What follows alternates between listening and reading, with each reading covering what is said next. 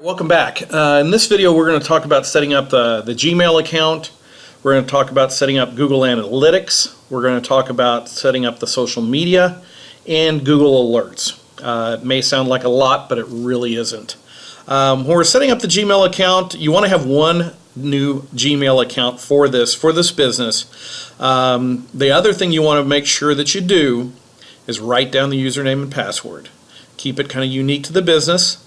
And that's going to be your best way of going about doing this. But trust me, write down the username and password because it can become problematic if you forget. And this is a voice of experience on that.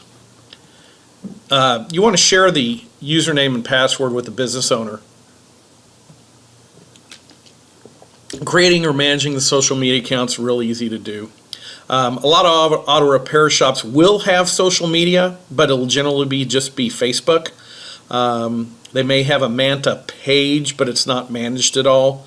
They may have done a little bit with Google Places, but really Facebook is going to be your main source. And you're going to really find that they don't have a real good Facebook page, and their social media is pretty lacking.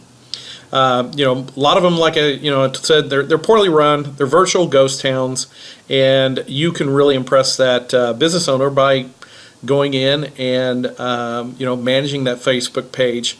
The one thing I want you to realize, though, is that you don't want to do a lot of work for $47 or $97. If you're going to basically take over and run that page, then you need to charge a little bit more for it.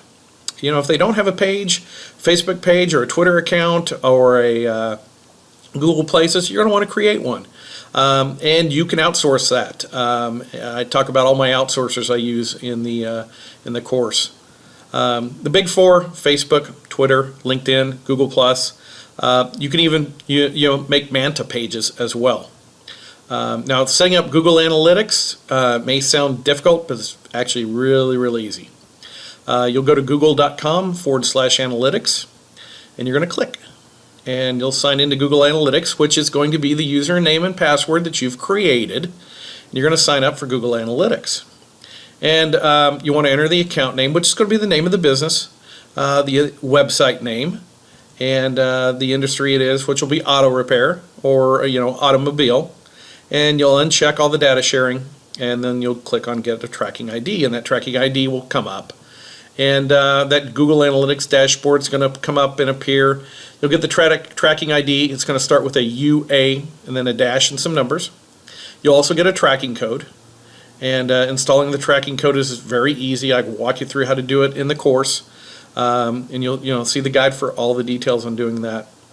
Setting up Google Analytics, Google Alerts, also very easy. Go to google.com/alerts. You're going to create alerts for certain keyword phrases, and you're going to want to talk to the owner of the shop on kind of what he, where he's marketing, what he wants, where he wants his business to come from, and kind of key in those keyword phrases. But also you want to key in like best auto repair, worst auto repair, poor service, things like that, so that if there's anything negative going on with that owner's website or that owner in his business himself, the Google alerts are going to, an email is going to pop up to you. You're going to want to use a city and the zip codes, and it helps analyzing the good and bad on that website. You'll want to narrow the search terms, create alerts, and I walk you through how to do that in the course. And when those searches are hit, you're going to get an email. And that's going to be where your trust is built, where you're going to be able to then come up and then ask for the big ticket item.